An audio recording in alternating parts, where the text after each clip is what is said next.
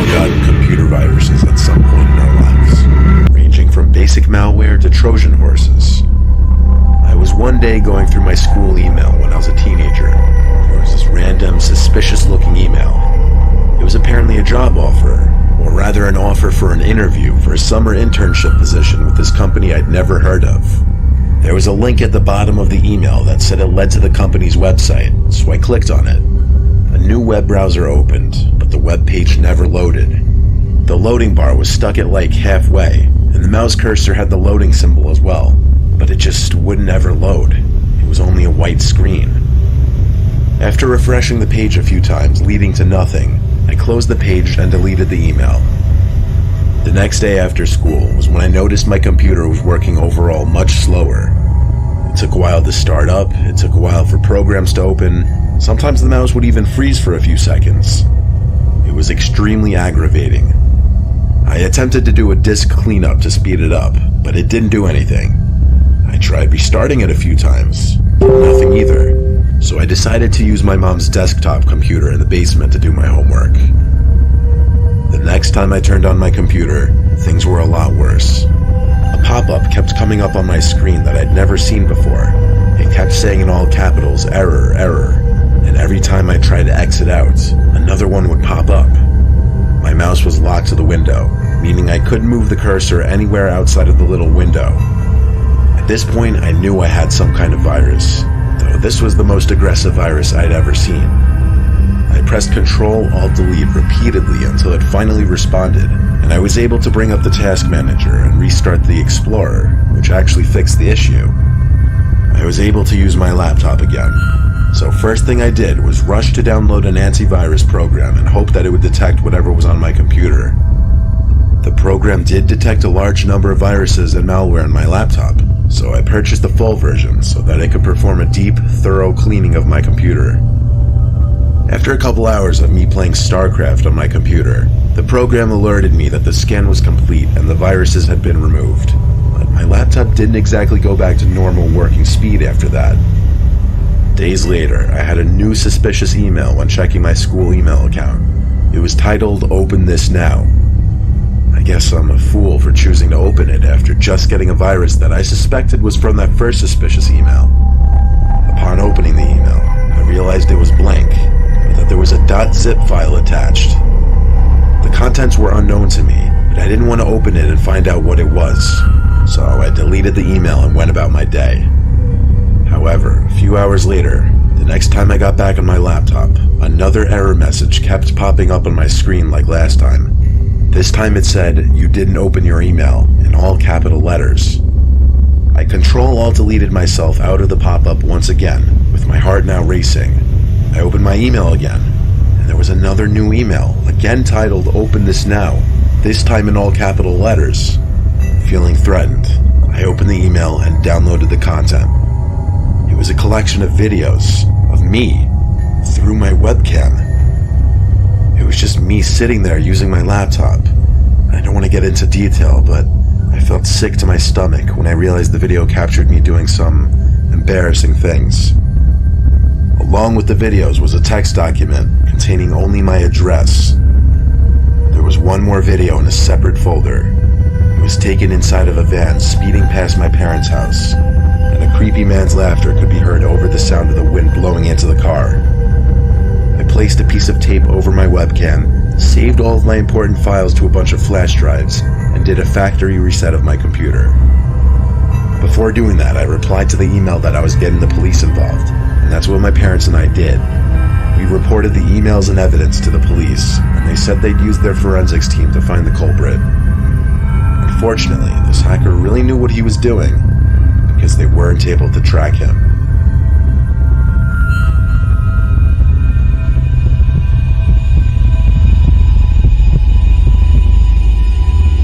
I'd say this happened around 5 years ago. This game came out that I really wanted but didn't want to drop $60 on it, so I may have looked for ways to download it for free. I found some website off Google. It had some quick text tutorial on how to download the game for free, involving simply clicking the download button at the bottom of the page. The program started installing.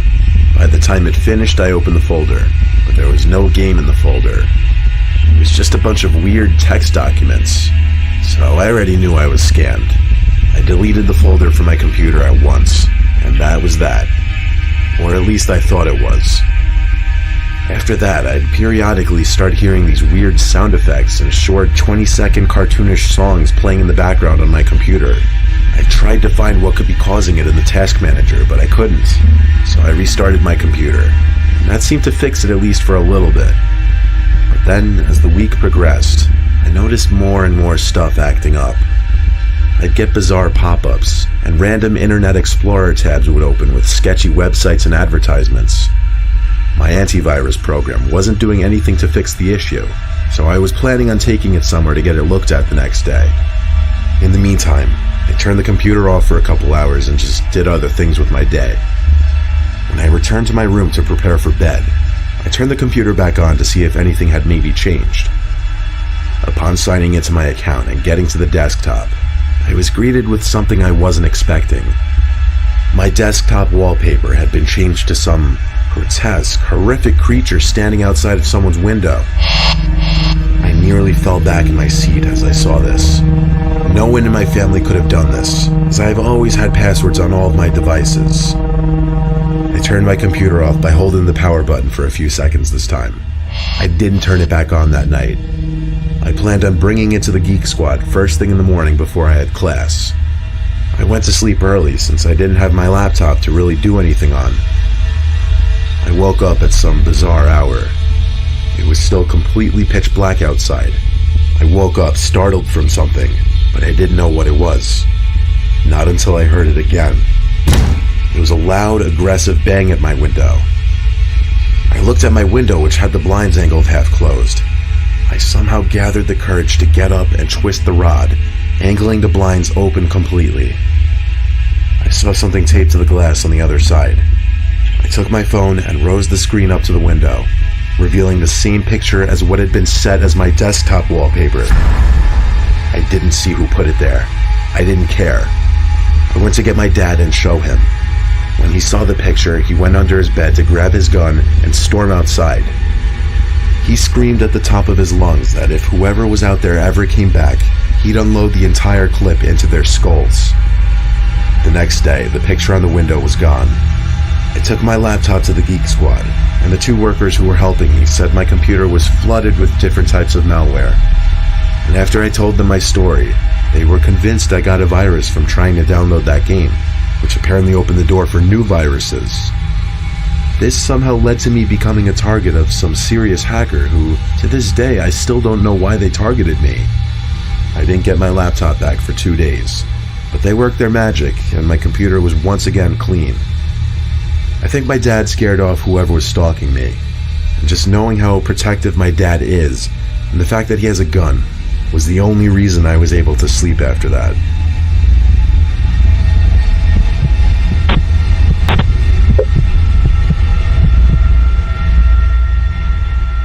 I'm currently 26 years old, so this happened 3 years ago because I know I was 23 at the time. It was my last semester in college. I had to do an extra semester to fit all my credits. I was doing really poorly in one of my coding classes, so I used some forums a lot to help. I was reading a specific post regarding C++, and some deleted user posted a link to an archive folder allegedly containing answers to the textbook problems that I was currently working on. That was actually a godsend given my current situation, so I downloaded it. Not that I ever condone cheating. I was just undergoing an unbelievable amount of stress with this class. I used WinRAR to decompress the folder and view the contents.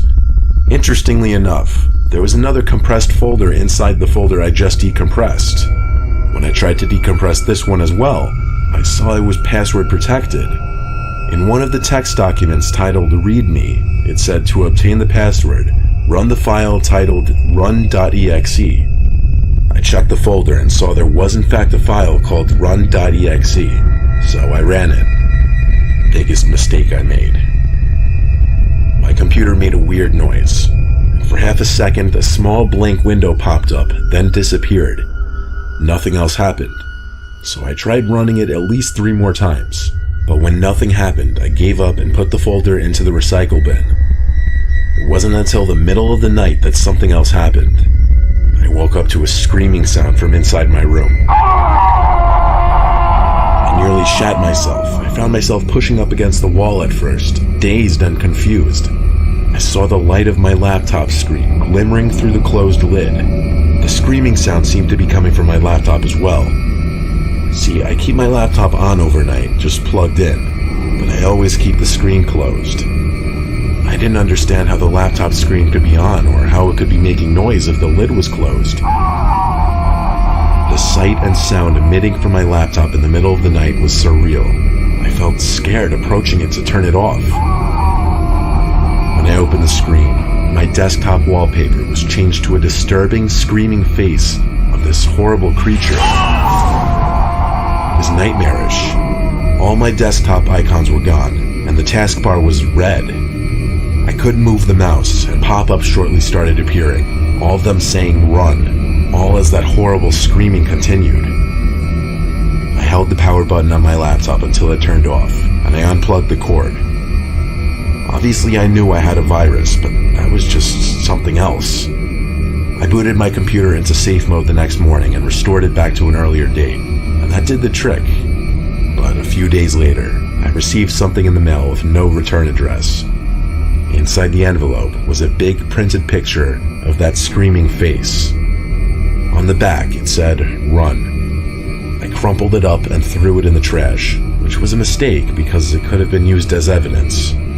But I never received anything else in the mail after that.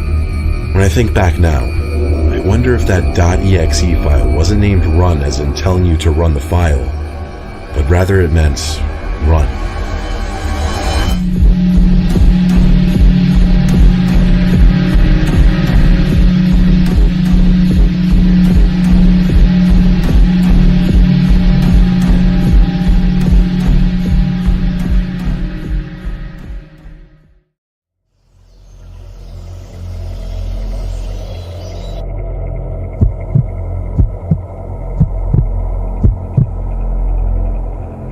I take my dog Hemi for a walk twice a day and let him in the yard once.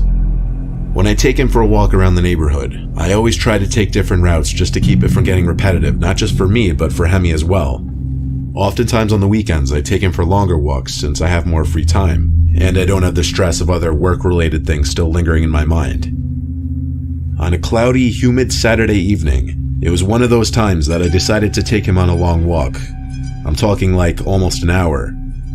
We were in a part of the neighborhood I wasn't too familiar with. I found a walking trail that was part of the town's huge nature preserve. It was a rather low-key path. There didn't seem to be any other people on it but me. It was a rather narrow path with woods on either side. It wasn't a cement bike path like the other trails in the preserve.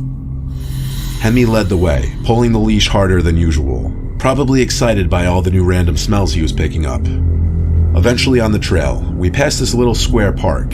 It had a swing set and little playground, along with a basketball court, or rather what was once a basketball court, as there were no hoops. I decided to walk in through the little opening, as Hemi was going crazy over something. I was planning on just sitting on one of the benches facing the playground to take a break because I was getting a little tired, but when I sat down, Hemi kept pulling and started barking at something. He'd only really do that when he saw another dog or animal, sometimes people, but less often. So I entertained it and got up and started giving him slack to run towards whatever he thought he saw. I looked into the woods but couldn't see anything. The closer we got, the more aggressive Hemi got, until he was basically choking himself with the collar trying to pull me into the woods. Then out popped a man from behind a big tree. He was laughing and saying, "Whoa, whoa, he caught me." I told Hemi to calm down and pulled him away from the woods. And the man. I apologized for my dog and walked away, as the way in which he came out from that tree was bizarre. He said, "It's all good, dude," as he seemed to follow in the direction we were walking. Hemi kept looking back and barking. I continued to tug him forward. Eventually, I had to turn around and ask if there was something I could help him with, as he even seemed to follow me outside of the park and onto the trail. He put his arms up in the air and smiled. Then he said he just wants to pet my dog. I said, "Nah, he doesn't like you, man. We're just gonna walk our own way."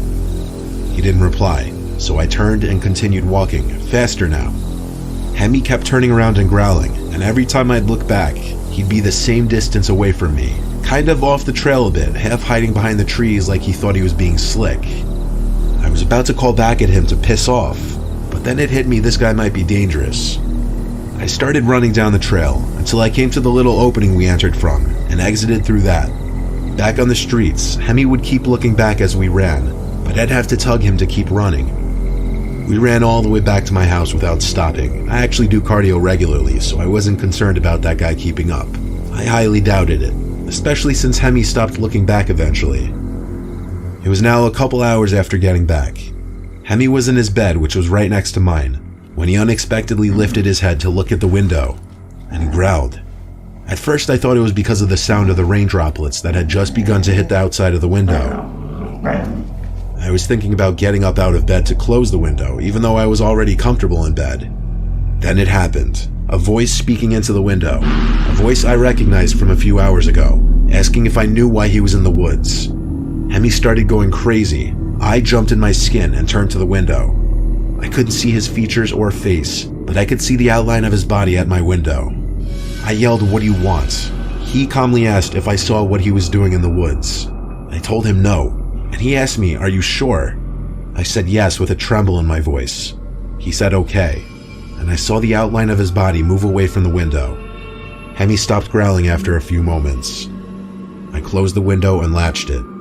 I wouldn't have been able to sleep that night without calling the police. I told them I was followed by someone in the park, and that he came to my window. The dispatcher asked if the man left, and I told her to my knowledge, yes. She said if he were to come back, to call 911 again. She implied it was a busy night since it was a Saturday. I did feel comfort knowing Hemi would give me a warning at least if he were to come back. He didn't end up coming back though, thank God. The man's words, "Did you see what I was doing in the park?" still don't really make sense to me. I wonder if he were implying he was doing something he didn't want others to see, and that he was worried I witnessed it, but that alone would raise even more questions.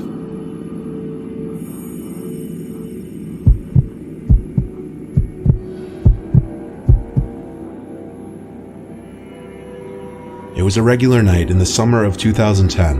I was taking my dog Poppy out for his nighttime walk.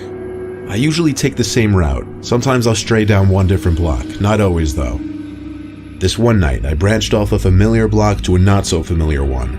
All that I knew of this block was that there was an abandoned house on the corner. It's known as the Murder House.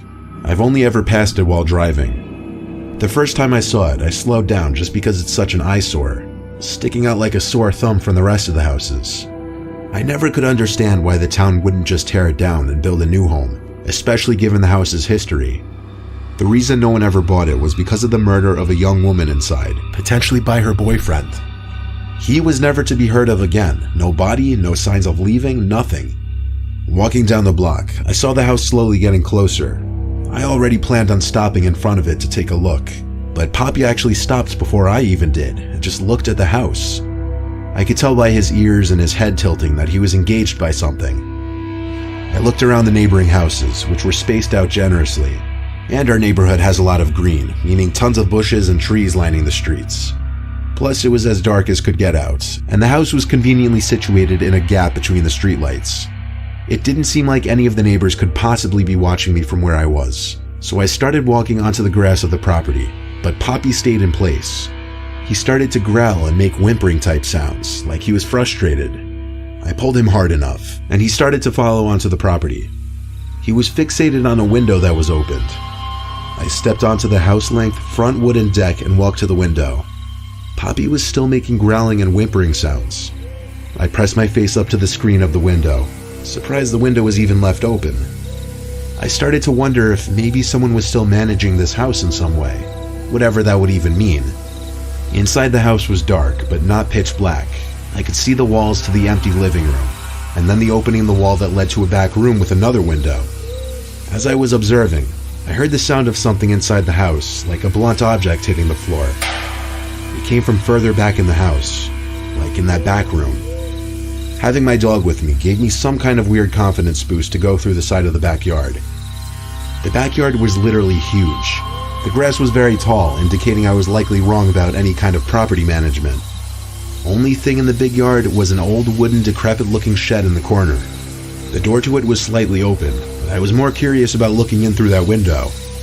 As I looked inside, I couldn't see anything except an empty black room, probably what was once a mud room.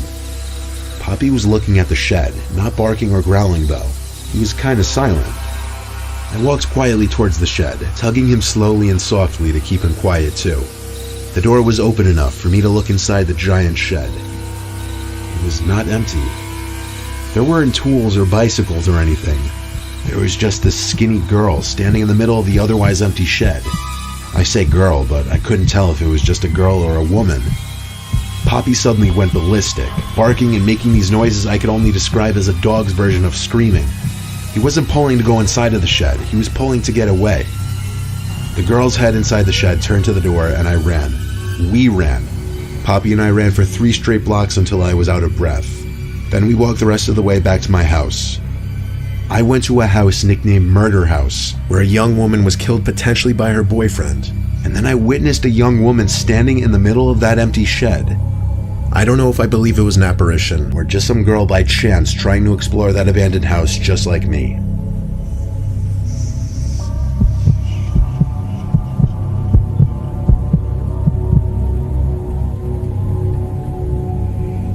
I was 10 when my parents let my brothers and I get our first dog.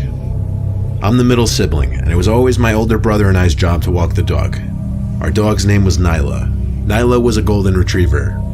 My brother would walk her in the afternoon after school, and I would walk her at night. I don't remember anything about what kind of night it was. Cold, warm, weeknight, weekend, nothing. All the details I remember are what I'm including in my recounting of this experience. I was like halfway through my walk with Nyla when she looked across the street and her tail started wagging. She started barking and tugging to go say hi to this dog that was being walked by a man across the street. The man made the decision for the both of us to cross the street and allow our dogs to say hi. His dog was a very tiny, fluffy dog. I think it might have been a Maltese. His dog seemed very timid and like he didn't want to be bothered by Nyla. The man asked my name and I gave it to him, and he told me his name. I don't remember it honestly, but we got into this long conversation about our dogs. He really seemed to like Nyla, and Nyla kinda liked him. He was telling me how his golden retriever had recently passed away and he had a bunch of toys and dog supplies that he'd love to give me. I figured, why not? It's my lucky day. He said his house was around the block, so he led the way. I was walking kind of next to him though as we walked. We were in the street the rest of the way back, but the residential roads are usually quiet. After kind of awkwardly walking back to his house, he let me in first. His house was okay, modest, nothing special. He led Nyla and I into the kitchen as he let his dog go run off into a different room. He asked me to have a seat on one of the stools by the island in the kitchen and asked if I wanted anything to eat. He offered me a bag of chips and I accepted it. He handed me a bag of some off-brand potato chips. Then he just sat on the stool next to mine and started petting Nyla. He was awfully close to me, and then he looked down at the bag of chips, I think, as if he were waiting for me to open it. I put it on the island in front of me. He just sat there petting Nyla, not saying much. I was wondering when he was going to get the dog supplies he promised. He didn't show any signs of doing that though. Instead he was asking me personal questions, making awkward small talk with me. At one point I remember he even patted my knee as if he were my father or something. I remember an overwhelming feeling of discomfort suddenly, so I finally asked about the collar, toys, and other supplies he mentioned. He said he'd be right back and go get it. He said it, not them. I remember picking up on that. He left through one of the 2 doorways in the kitchen. Then I heard him stomping downstairs to the basement.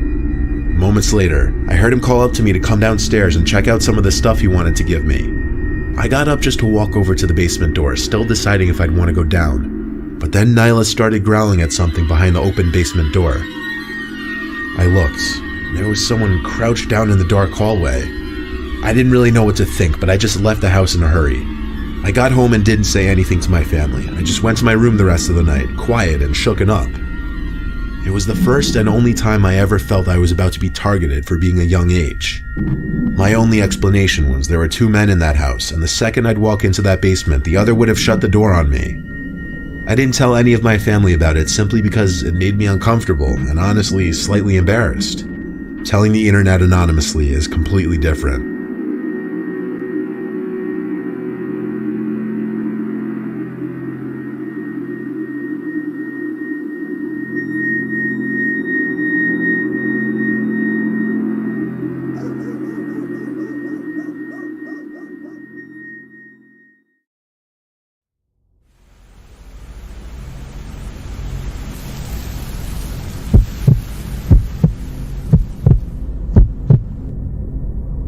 wife Cheryl and I own a farm in Buckingham, Iowa, where we mainly grow corn. This was in August of 2018 on a slightly rainy night.